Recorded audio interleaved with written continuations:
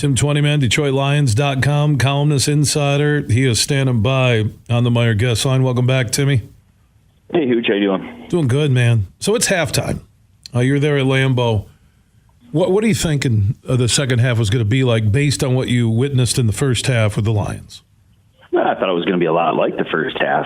The Lions were moving the football. They were playing, all right defensively, especially against the run. And I thought it was a tight game. And then, look, Packers made some adjustments. The Lions turned the football over. And the thing about this team is it's a young team. And we know what the roster is, right? It's a retool, it's a rebuild, and this team cannot overcome mistakes. They can't overcome fumbled snaps. They can't overcome interceptions. They can't overcome bad penalties. It's just not comparative to the Packers roster. It's not good enough to overcome those mistakes. And Dan Campbell said as much after the game. I mean, for this football team to win games, they've got to play well, and they've got to limit mistakes. They can't overcome those mistakes. They're just not talented enough yet. And so, if they don't make the mistakes, I think it's a close game, and I think it's much like the first half. But, like they did the first half last week, they made mistakes, turned the football over. And when you do that and you're not talented enough to just win on talent, you're not going to win football games. So why the near-perfect first half and then no points and all the issues offensively, defensively, maybe some coaching adjustments, everything across the board just went south in the second? The turning point for me, or the key moment, at least I wrote last night, was, I think that third and, the 3rd and 12, you obviously don't get it on 4th and 1 at the Packers 25-yard line. Now, I don't mind the call at all. I think, with Aaron Rodgers on the other side, field goals aren't going to be enough to win that game, even with how the first half went. I probably run the football there too, but again, they ran the football in that situation last week, didn't get it, so I understand. But you don't get the first down, right? So you give the ball back to the Packers, 21-17 at that point, and then it's 3rd and 12, right? Michael Brockers gets a big sack, and it's 3rd and 12, and they throw that 50-yard bomb to Adams. Your corner gets hurt, they score, and to me, that was the big turning point in the game. It's just a few plays here or there, and so now you're down 2 scores. Now you're pressing a little bit. What was working in the first half, you being able to dominate the line of scrimmage, run the football a little bit. Now you can't do that, and then it just snowballed the other way. And so it's just a few key moments here or there that are difference in football games. And to me, that was the one. Once you got down 2 scores, now you couldn't do what you were doing well in the first half. You became one-dimensional, and good teams, good defense are going to attack that, and the Packers did. Coach Campbell said today that more Derek Barnes, and they desperately need some edge speed at linebacker on defense. I thought the defensive line, I agree with you, with Brockers a sack. I thought they really applied some really good pressure.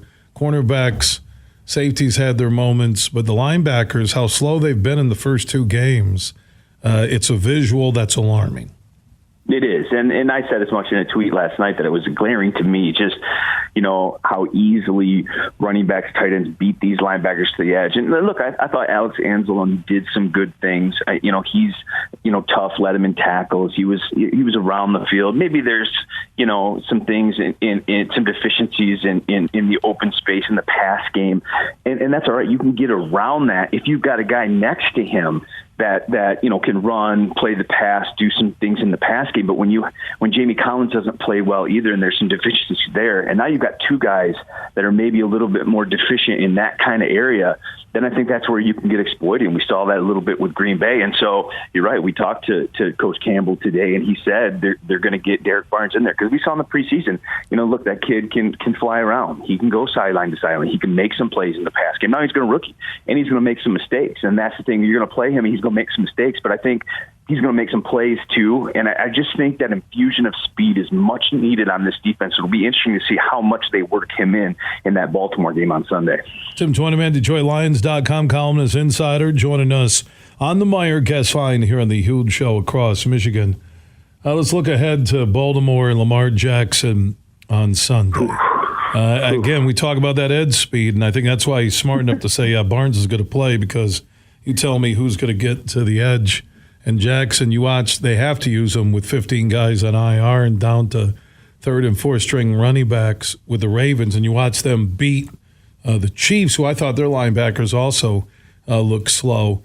What do the Lions do? Well, what do they need to correct from Monday night in Green Bay to try and find a way to win that game Sunday against the Ravens?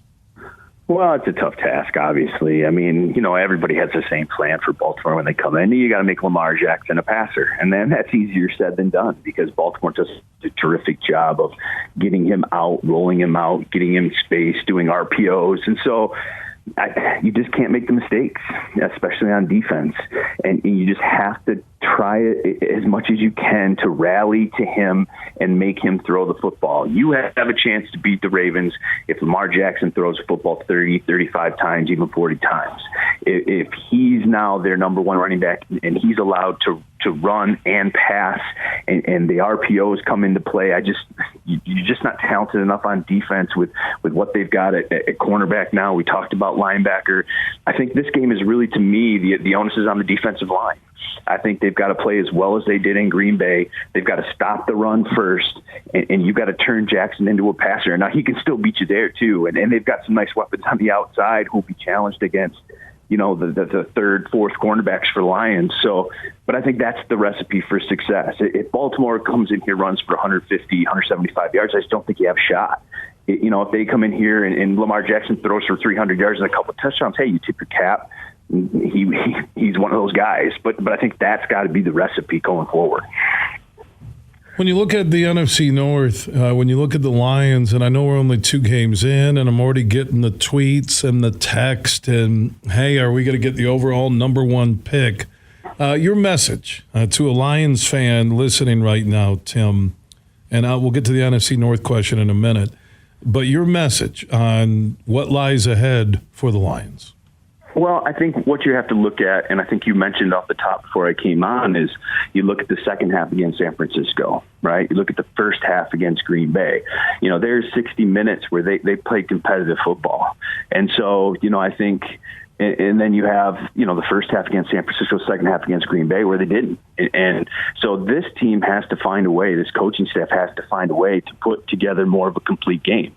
Like we talked about before, this team isn't good enough to play 30 minutes of good football and win games. So it's to me, I think the signs are there and they're showing it. It's a young football team. And like we said, they're going to make mistakes, but they're going to make some plays too. They obviously need more of the plays. But I think we've seen a snippet that Jared Goff, I think, has played pretty well the first 2 games, minus, obviously the turnovers there in the second half. But if this offensive line gives him some time, look, he can step in there and make throws. We saw that the first 2 weeks. And so, they've got some opportunities to make plays with the running backs in the tight end. And, if they protect Jared, so there's signs that they can score points, that they can, be competitive offensively. They got to be much better defensively. But I just, I don't see any team in the NFC North as this, elite favorite. I think it still goes through Green Bay, but Minnesota certainly has their issues, and Chicago's, had some issues the first 2 weeks. So, we'll see. We got Chicago and Minnesota in 2 of the next 3 games, so we'll kind of see where they stand. But, I think they've shown signs that they can be a competitive football team. They just got to put it together for 60 minutes. And we'll see. I agree. NFC North, I'm feeling, 9-7 will win somebody that division based on the up and down player, the Vikings, who easily could be 2-0 with 2 gut-wrenching losses to the Bengals and at the Cardinals on that missed field goal. So I think this game at home is important because a poor performance in front of the home fans, Tim, that would get them hollering. Yeah, it would. I think you just, like I said, I don't know if they win the game, but it just needs to be a competitive game. They need to find a way to put more consistent play throughout the full course of the football game. Keep the fans involved. Don't fall behind early, and the Boo Birds start to come out. And it's a new coaching staff. It's a young team. I think a win would really infuse some life into obviously getting Dan Campbell and this coaching staff their first win, but getting this young roster some confidence too. I don't know if it comes this week. We'll see, but you're right. I mean, just play well. Don't make mistakes.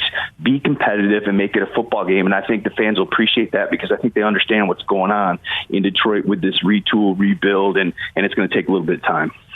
little bit more time than I thought going in. But again, when I'm watching that first half, I'm like, okay, this rebuild won't be that long. And then the second half, I'm like, okay, the schedule looks that much tougher. So I think it's a big day for chemistry, for the fans. That Sunday's big with the Ravens in town, and they just beat the Chiefs on Sunday Night Football. So we'll see what happens. Tim, appreciate your time here on the Huge Show across Michigan. Yeah, no problem, Huge. And just remember, too, 2 first-round picks next year, 2 first-round picks the year before. Brad's done some good things. So you just got to be patient, let this thing play out. But I agree, you play some competitive football, and we'll see where it goes. All right, hey, thank you, Timmy. Yeah, I have a tough time, trying to talk about draft picks